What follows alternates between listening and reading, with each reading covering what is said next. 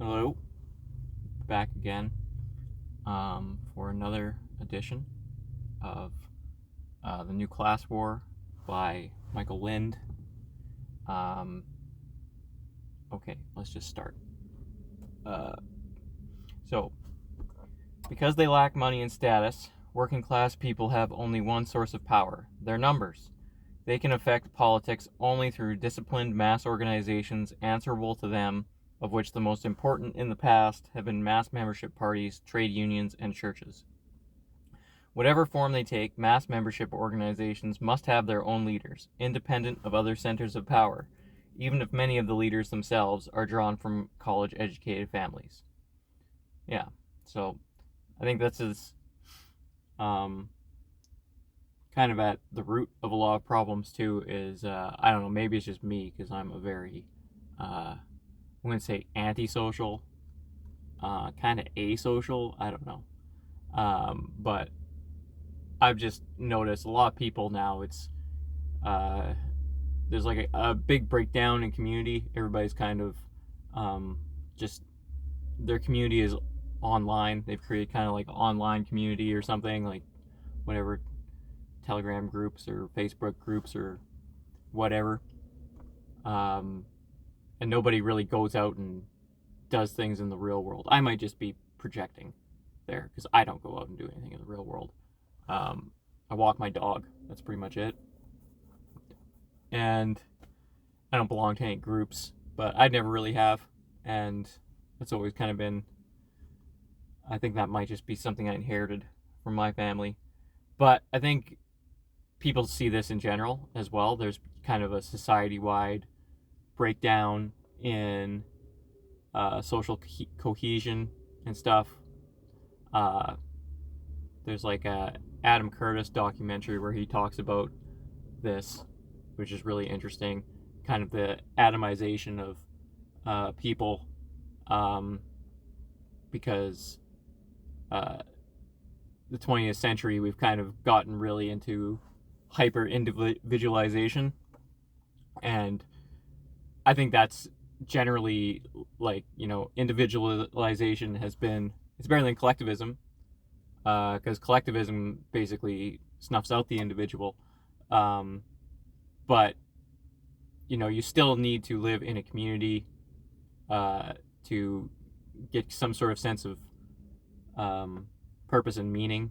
I think that is where a lot of purpose and meaning is derived, and if you don't have that, then I think your life is kind of feels like it's missing something. I think there's several things that a person kind of needs to have a life with sufficient meaning, and I think community is one of those things.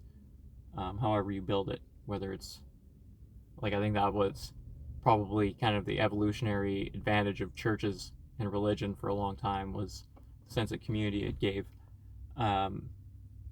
But there's other ways you can build that, through different groups and stuff. But I don't think the current mode of just joining Facebook groups and stuff like that, I don't think that's sufficient, because you're not yourself on the internet. At least I'm not. I'm a much more horrible person, because I will say much more horrible things, and for some reason I feel like it's that's it. It's a weird thing, because it's not a good place to do that. It's not a good place to say horrible things, because you're basically putting this all on your permanent record. So I don't know, but these Chinese bots, they just get to me, and they say stupid things, and then I have to yell at them, even though they're bots. They're bots or NPCs. Either way, they don't have their own thoughts. Continuing on. The evolution of managerialism in the West has replaced the distant and snobbish, but thankfully indifferent, bosses of the past 1945 years with a new woke corporate elite. Under the cross-class settlement in the mid-20th-century West, once the whistle blew, the proletarian could leave the factory gate for the safety of a world that excluded the bosses, a world of working-class neighborhoods, churches, clubs, and taverns. Under technocratic neoliberalism, however, the boss class pursues the working class after the workday has ended, trying to snatch the unhealthy steak or soda from the worker's plate vilifying the theology of the workers' church as a firing offense and possibly an illegal hate crime to be reported to the police, and denouncing the racy, prole-oriented tabloid internet as fake news to be censored by the guardians of neoliberal orthodoxy and propriety. Yes, that is definitely an accurate statement. I don't get much of that because I'm kind of a, I work in trades and stuff like that, so you don't really have to worry about shit like that when you have a certain skill set, and usually your boss, like I even worked for like some gay guys who I think they were, down with the message, and like they weren't even that bad, and they didn't ask me about any of that shit because they needed me to mow lawns for them. So at the end of the day, that was more important. But a lot of places that's not. I have some friends that work for, like I have one friend that works for ESPN, and he sends me like screenshots of like the shit that they make him do, and it's just awful. It's like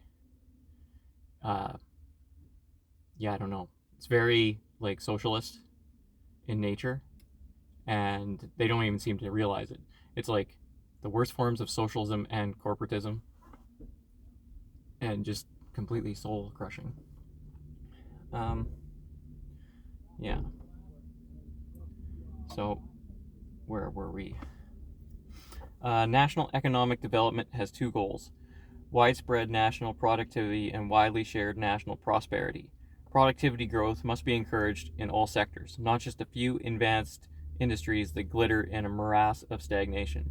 And the gains from growth must be shared among the managerial overclass and the working class majority. Those seem to be good goals. The arguments that are typically made for high levels of less skilled immigration, however, are surprisingly weak. For example, it is often asserted that there are many menial jobs that citizens of the United States and European countries refuse to do. Yeah, and that's kind of racist too, because, they're like, well, just get the brown people to do it. And, well, maybe they don't want to do it either. But they do want to live here because it has a higher standard of living than probably where they're coming from. And, let people make their own choices. But if you did, limit immigration, then there probably would be poor nativists that people born here or whatever that would take those jobs. So, yeah, we're almost at the end. Let's do one more. History records no instance in which all of a country's cotton pickers, groundskeepers, maids, or construction workers abruptly decided they were too good for the job and quit the industry en masse. The domination of particular occupations by immigrants instead of native workers typically results from an earlier prolonged period of discrimination by employers who prefer immigrants willing to work for less and afraid to complain. In the United States, this phenomenon is evident in the construction and meatpacking sectors, among other industries. Yeah, so basically it's just an economic. They had that argument that people that were born here don't want those jobs. Basically, it's just like, well, we just don't want to pay them at the rate that an immigrant would work, that we can take advantage of. I'm going to do one more. The claim that immigration expands the national economy as a whole is true, but trivial. Increasing any country's workforce by any means, including the abolition of retirement, the abandonment of wages and hours law, and the legalization of child labor would increase a country's overall GDP by definition. Yeah, so it works good for, that's the funny thing, is some of the biggest proponents of mass immigration are like people like the Koch brothers, or Charles Koch, because the other one's dead, and because he can pay them less. I don't necessarily have anything.